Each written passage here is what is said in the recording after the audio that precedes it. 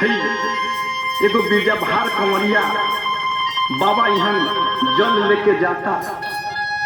आ सब बम लोग से का कहता रे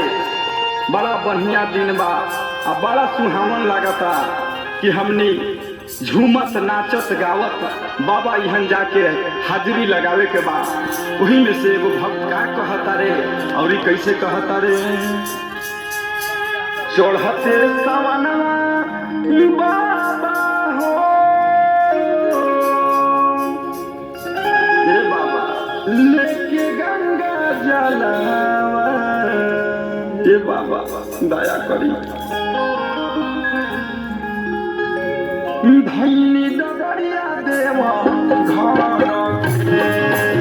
धैनी डगरिया देवा घर धैनी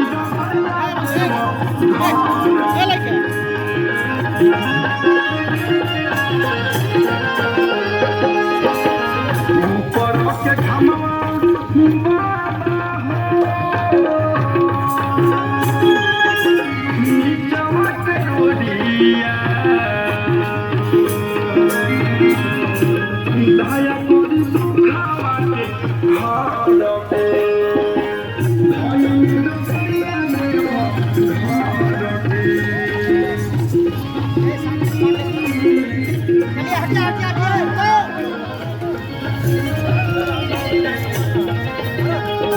झूमा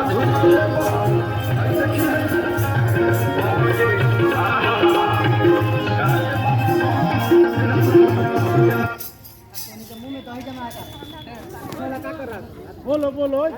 काय बम सभी डांस करो झूम के डांस बताइए